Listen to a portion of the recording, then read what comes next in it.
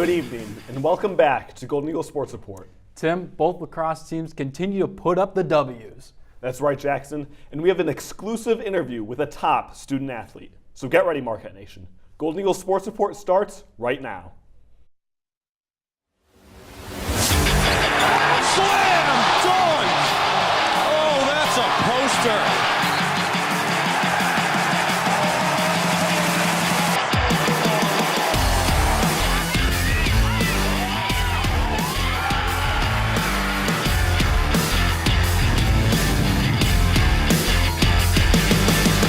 Live from the Jeannie Hayes Virtual Studio at Marquette University, this is Golden Eagle Sports Report. Marquette gets the rebound, and the champions have gone down!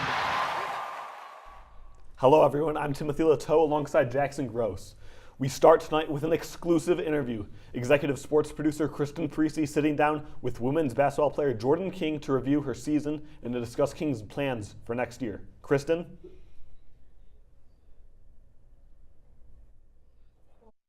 Me. Of course. So, kind of just getting started. I mean, it was a season to remember, a lot of upset wins. You guys made it back to the NCAA tournament, even though it ended in a loss against South Florida. But how would you grade this overall season?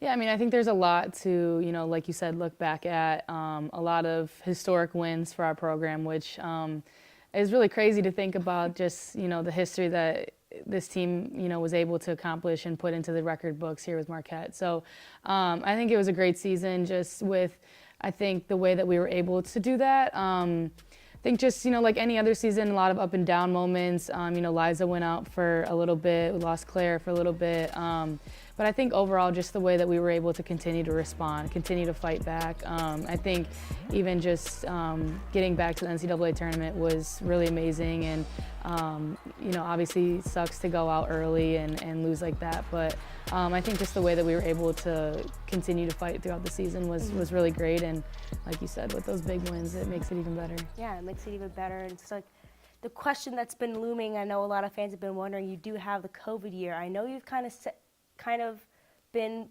in it, but what are you doing next year? What's happening? So I will be back next year. I kind of set myself up with the COVID year. Even last year, I was able to graduate early. And so then I've started my master's program, which is 2 years. And I think that, the COVID year was kind of a blessing in disguise with, my academics and kind of what I planned for my career and stuff like that. But I think also having this extra year is also just an amazing opportunity that the coaches have been able to give me. So was it just like a no-brainer, easy decision? Yeah, it definitely wasn't a hard decision for me. I love being here at Marquette. I love playing under Coach Duffy, and even the teammates and coaching staff, everyone that supports the program, from fans to administrators, anyone that touches Marquette basketball, I think is amazing, and it's a great atmosphere around here. And so just being able to have another year of that, I'm really looking forward to. And like I said, academically, kind of really set myself up for that opportunity as well. Yeah, I mean, it's just like so many other more opportunities for you next year, but kind of looking back this year, you got your 1,000 point milestone. So what did that mean to you when you had that such significant part in your career? Yeah, I think that's always something that people set as a goal, especially at this level. Everyone, when they're able to achieve that, it's such a great milestone just to be able to say that you scored 1,000 points. And sometimes you're not able to achieve that because you maybe don't know with your role and whatnot. Mm-hmm. So I'm very grateful that was, an achievement of mine, and it's something that, obviously couldn't be done with teammates because somebody has to pass you the ball. And so I'm really thankful for that. And, the way that it came to just, I'll never forget the play that had happened. My roommate passed me the ball off a cut. And so it's just memories like that are, amazing to look back at too. Yeah, kind of just like, you get those points, but you also dish it out and just get some rebounds. I mean, it was another year for you, career numbers. So would you say it was a successful season, and how were you able to be so successful on the court? Yeah, I think about even just back to last year at this time, sitting down with Coach Duffy and my position coach, Coach K, and just, having the conversation of just the bigger role that I was going to have to take on this year. And, even as a senior, that, your role keeps continuing to expand. And so this year, obviously, I really had to step it up in multiple ways. And I think for me, the biggest thing is I'm able to impact the game in so many different ways, like you mentioned, just points, assists, rebounds, steals, anything like that. And so being able to have that impact on the scoring end was definitely going to be something that was going to be asked of me, going to be needed by my teammates for us to win games. And obviously I was able, to do that in multiple different ways this year. And I think that was the fun part about it, is the way that our offense is set up, and kind of the way that, my game goes is being able to score at different points of the floor. And so I think that just being able to impact the game in multiple different ways is really my biggest focus every night. And we're always talking about how it can look different each night. And so I felt overall I was able to do that.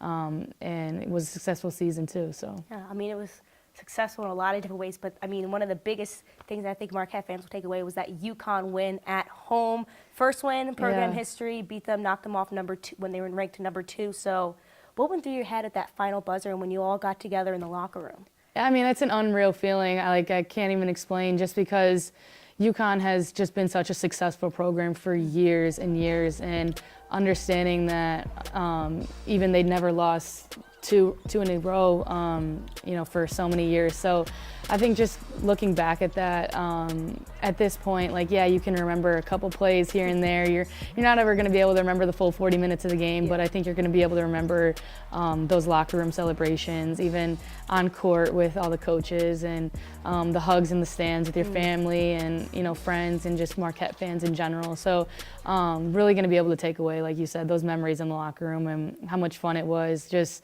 being able to, throw water on coach. And just kind of a funny story with that was that the Gatorade thing was empty, and so we were trying to figure out the fastest way to fill it up, but there was just the sink. And so at first Kennedy was trying to fill it up, and it was hot water. And so we were like, oh no, we can't throw the hot water on coach. So we were just trying to dump all of our water bottles in it and trying to figure it out as fast as we could, and ended up being able to figure that out. But yeah, just being able to celebrate in the locker room was an amazing experience too. I don't know what would be worse, would be cold water or hot water, but I couldn't imagine the hot water on her. I think that would not be good. Yeah.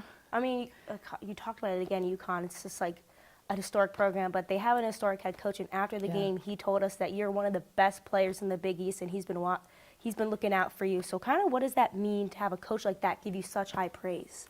Yeah, that's definitely cool feeling. For sure, being able to know that, Gino Auriemma, like you said, so much success with that name. And honestly, one of the coaches that when I was younger, I started watching UConn basketball back to third grade when Maya Moore was playing, and then you grow up as, Brianna Stewart and Mariah Jefferson, all those teams, you watch them growing up. And so now competing against them, being able to win, and then not only win, but have, a coach like him complement your game and you as a player, I think was really cool, just because he's seen a lot. He's seen a lot of the top players in so many years and across the country. So really appreciative of that compliment. Yeah, top players, but going back to, you're such a tight-knit group, but next year will look a little different. You won't have Chloe Murata by your side as she'll move on from college basketball here at Marquette, but what has she meant to you during your time here? Yeah, that's kind of not even able to put it in words. I think just what Chloe brings to Marquette is just that, she's always going to work hard. She's one of our hardest workers, just a tough kid. And I think that she really sets the tone at times for what Marquette basketball is. And so I think that'll be the biggest thing is, how do we find that, and understanding that we're not going to be able to, just find one person that's going to make up what she was able to accomplish and able to do for this team as far as being a leader, hard worker, a teammate, obviously basketball-wise, what she was able to accomplish, scoring, rebounding, all of that. There's not going to be one person that's going to be able to, fully replicate that. But I think focusing on, as a team and the pieces that we still have here, being able to build that will be really great. But yeah, overall, just I don't think anyone, in the Marquette community, knowing Chloe, is going to be able to describe kind of what she's meant to this community for such a long time. Yeah, just kind of just carrying it on and just carrying on the legacy. But it's definitely been a lot of fun for the family. But a couple of minutes here, but couple quick like rapid fire questions. So pre-game ritual, what do you do when you get into the gym? Ooh, into the gym. I always start with some form shots right around the basket. Yeah, I mean, I guess I don't really have like a crazy pregame ritual with like. In the locker room? I know. I'm trying to think. Like, there's an A Boogie song that I always listen to. So maybe that. But I mean, I don't really have any crazy things. I feel like if you keep it, too locked into the same thing every time, and your routine might get messed up, you're feeling some type of way. So try to stay away from like superstitions and stuff like that. Yeah. Interesting. But okay, so the A Boogie song you play, you have the aux right before the team goes out. What are you playing? Yeah, I'm definitely playing that song. I mean, actually, it's kind of tough because I played it one time and only 2 people knew it, and I was pretty sad. So, gosh, I don't know. I feel like any good like throwback hip hop song from like 2000s, everyone will know. A song everyone will know, sing every word to. Can't really put a name on that song yet right now. Okay, a couple more. Favorite pair of Jordans you've gotten? We have the Jordan 1 like high tops. Okay. That are like baby blue, navy. Those are definitely my favorite. All right, and then quickly here, next season, what do you hope to accomplish? Yeah, I mean, I think I really hope to just continue to build with this team. Like I said, we have so many great pieces coming back. And Rose, Liza, obviously we had great minutes out of Kenzie and Emily this year. So I just think that, we have so many great pieces that are coming back, and being able to build on that is going to be the biggest thing. Just really excited to, like you said, have another year with Marquette and play under Coach Duffy, and, just really, leave our mark again. Yeah, well, hey, there you go. Play on words. Okay, well, thank you for your answer. That's all the time we have, but we're excited to see you back here in the blue and gold. So we're excited to see what happens for your last year. Thank you. Of course. Well, coming up, both lacrosse teams continue to dominate. We'll discuss more after the break.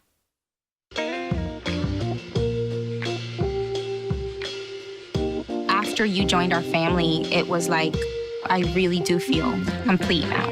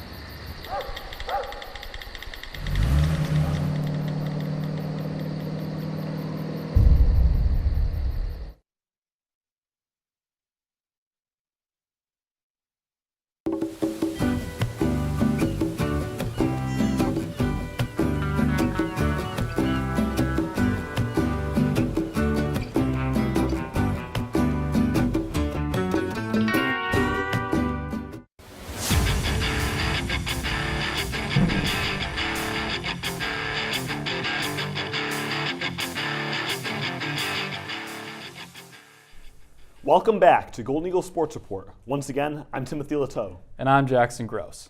3 Marquette men's basketball players officially enter the transfer portal. That's right, Tim. And according to verbal commits on Twitter, sophomore forward Kian Natijere, sophomore guard Amarion Ellis, and senior forward Zach Reitzel all intend to transfer.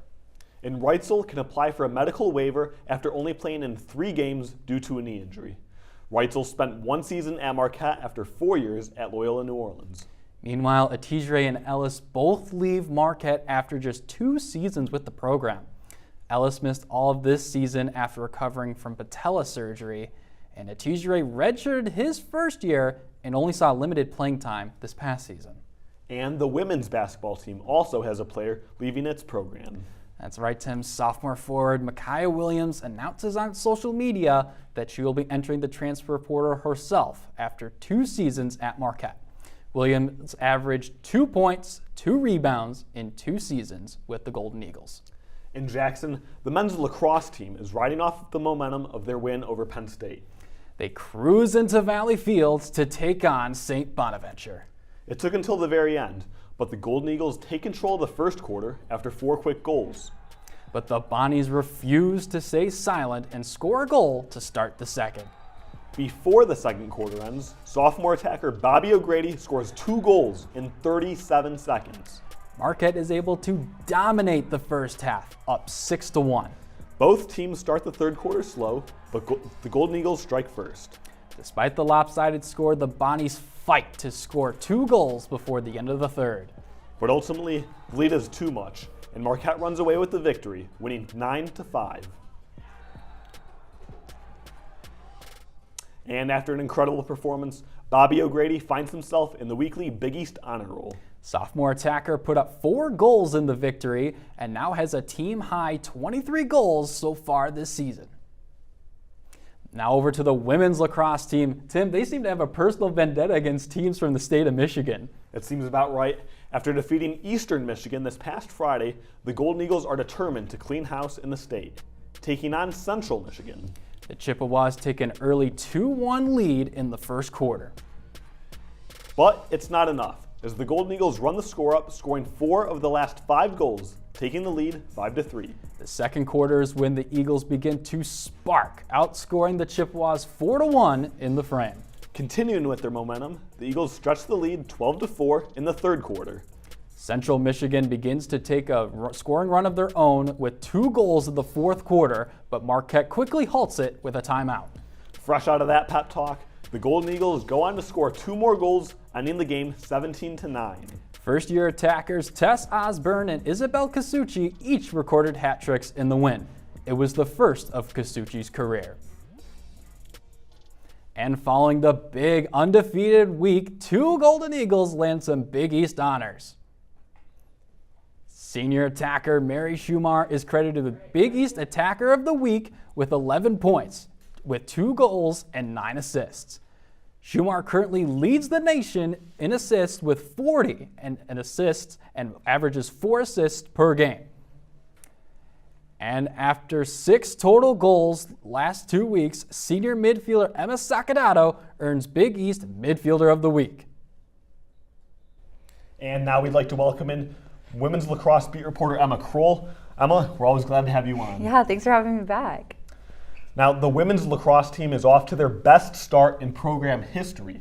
They're off to a 9-1 record. What's the secret to their success, and why are they clicking so much? Yeah, you said it. They're off to their best start in program history, and it starts in the draw circle. They're number 1 in the country with 19.2 draws per game, which is incredible. They also they're scoring fast. There's been multiple times where they've scored 2 goals within a minute, and their aggressive defense is leading to a more aggressive offense for them. And the team just came off of a dominating 2-game road sweep. What did you see in those games that allowed for Marquette to fly away with that win? Yeah, so the scoring is very spread out for this Marquette women's lacrosse team. This is something that the coaches have talked about a lot this season. They want at least 7 players to be scoring in every single game. So over Central Michigan, they were able to have 8 players score, and that is what they've been looking for all season.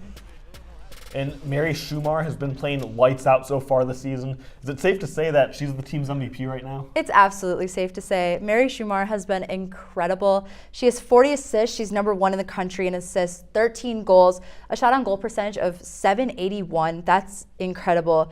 And she has 15 ground balls, which is a lot for an attacker. So she's really stepping into that offense and defensive role as an attacker and passing the ball off to her teammates to score those goals. Well, she and the rest of the Golden Eagles squad are revving up to go head-to-head against the Georgetown Hoyas.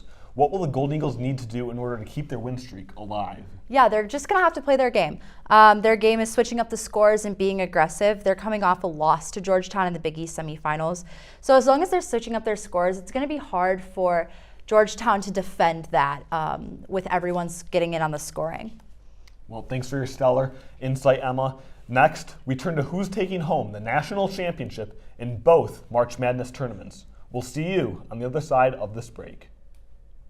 Have you ever seen somebody treated unfairly because of the color of their skin? Do you guys know what it means to have white privilege? What is racism and what do you think about it? Talk to young children about what racism is, giving them the language to understand it. They can be disruptors. They can shape and shift culture. We may not always know the answer, but we'll try and help you learn. You don't have to have all the answers, but that doesn't mean we can't start.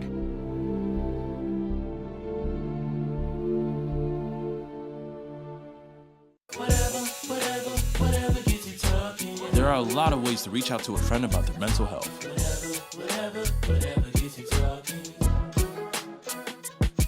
Learn how you can help at seizetheawkward.org. What are you looking for?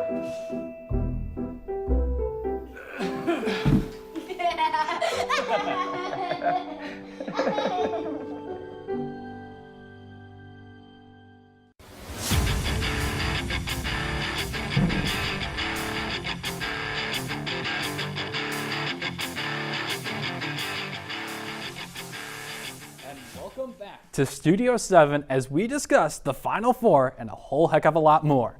Joining me tonight on this panel is Gabriel Siskariga and Tommy Gilchrist. Boys, let's get into this one. After a crazy weekend in the March Madness tournament, we are left with just 4 teams. San Diego State will be taking on Florida Atlantic, and Miami is taking on UConn. Who do you think will be taking home the hardware? Tommy, I'll start with you. No, I just want to say I came here on Friday and told everybody to watch out for SDSU versus Alabama, and I looked like a crazy guy. Look at me, just saying. And they're gonna keep that same energy, and I got the Aztecs bringing it home for San Diego. Wow, okay. What about you, Gabriel? San Diego is definitely a major underdog against Alabama. They absolutely did impress me, but it has to be UConn. I mean, UConn has been dominating this entire tournament. They've won every single game by double digits. They beat Gonzaga by nearly 30 points in their last game. I mean, the 1-2 punch with Sonogo and Hawkins, I gotta go with UConn. They look fantastic. I mean, they're looking really dangerous right now, but I think everyone is still sleeping on the team that's been slept on basically this entire tournament and this run, and that's Florida Atlantic. They have just an incredible roster of guys, pull off some massive upsets as a 9 seed, making it to the Final Four. I mean, put some more respect on Florida Atlantic and the Owls, boys. I mean, they're looking really good. I don't know. I'm not going to fully say they're going to win a national title, but I think they will make the national title game. I don't like the matchup, though, against SDSU. SDSU is a defensive team. I think teams are shooting 18% against them from three-point range. And Florida Atlantic is a team that lives and dies by the 3. So I think that's just not a good matchup for them there. And then I'm kind of hoping they play Miami for my prediction's sake. But, yeah, UConn's a hot team right now. Yeah, I mean, we haven't talked about Miami much. I mean, they have Isaiah Wong. They have matchup pack. They've been playing fantastic, but I don't know if they can get it done against UConn. Well, hopefully one of their MMJs, Adrian Fraga, doesn't hear you, Gabriel, with his Miami Hurricanes. But we'll go ahead and move on to the women's tournament now, as it is down to 4 teams. But one player has stolen the show. Caitlin Clark, the junior guard from Iowa, is coming off her first 40-point triple-double in NCAA history. Can Clark take the Hawkeyes all the way to a national title? Gabriel, I'll start with you. Caitlin Clark is that woman. She is fantastic coming off. She's her. 40-point triple-double, like you said. I mean, she is the face of college basketball, especially in the women's game. But my goodness, is it going to be difficult for her to get it done against South Carolina in this round. South Carolina has been undefeated all season. They're looking to have a fully undefeated season, which is just ridiculous. And their team of Aaliyah Boston and others are just fantastic. They came into the tournament as favorites to win the entire thing, which is unreal for them to be picked to beat 64 teams and be the favorite to do so. I've got to go with South Carolina. I don't think Caitlin Clark can get it done. Tommy? I mean, I haven't seen anybody stop Caitlin Clark in the slightest possible way. I think she assisted and scored on 63 of the 97 points for Iowa against Louisville, which is just absurd. And South Carolina, great team. They have a great front court and great coach, Hall of Fame coach. But, I mean, Caitlin Clark, I got her going all the way, and I got her taking Iowa. The only thing I'm concerned about in terms of with Iowa is the fact that, yes, Iowa's a great team, and it's taken a full team effort to get here, but I'm afraid with how good you just talked about, Dawn Staley, Hall of Fame coach, she's going to be able to drop a really good game plan to potentially stop Caitlin Clark. So I am worried about for Iowa for the sake of college basketball and for storylines and narratives and all that kind of stuff. I hope the Hawkeyes make it, but it should be a very entertaining Final Four for both the men's and the women's. But guys, that's all the time we have, but make sure not to go anywhere as Kristen Parisi will bring us a final take after the break. Stand is precise, no margin for error. Dare to forget that. Dare to have fun with it. Get weird with it. Dare to load their minds. Dare to explore. Dare to STEM. Learn more at She Can STEM. Before we celebrate the freedom most Americans have, we must fight for the freedom all Americans deserve. Because all lives can't matter until Black lives matter.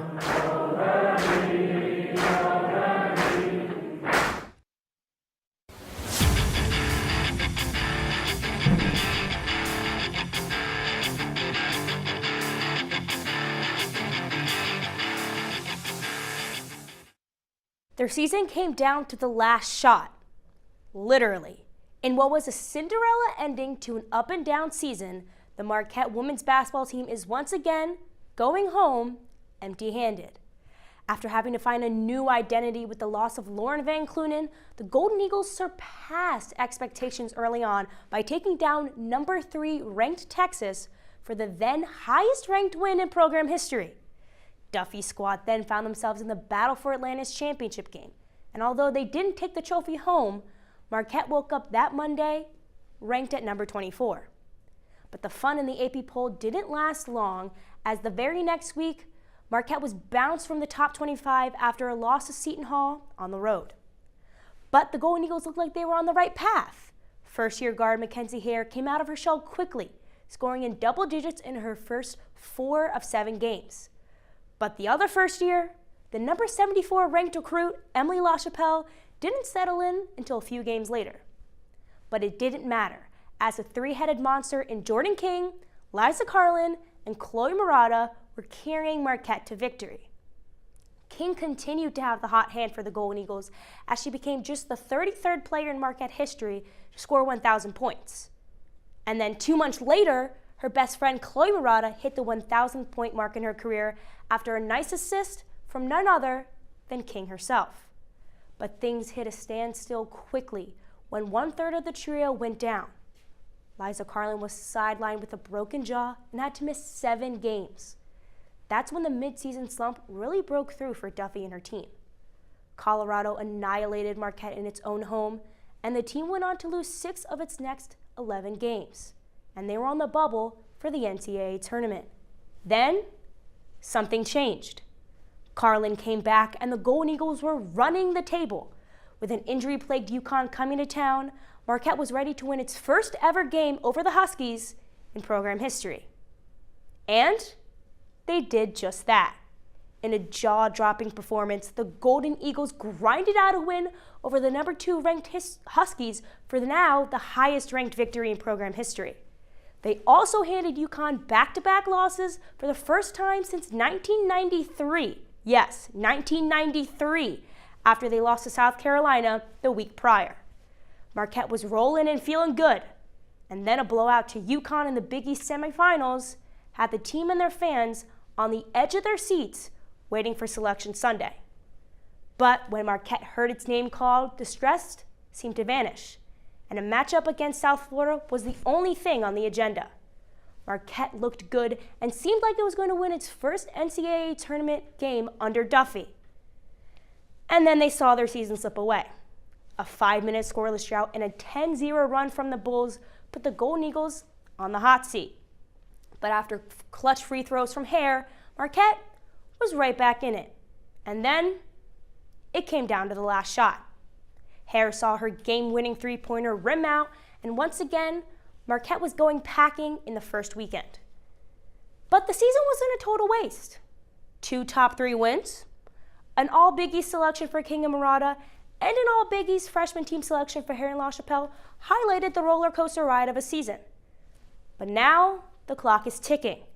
Murata's career is over. King has 1 more year, and Carlin and Nkuma will be seniors. It's been 6 years since a Big East tournament crown and 5 years since an NCAA tournament win. The fans are getting antsy for some kind of March magic, and the regular season accolades just are not enough. Duffy and her team will have to go back to the drawing board if the hope of a piece of hardware is in their future. That's all we have for tonight. Have a great night, Marquette.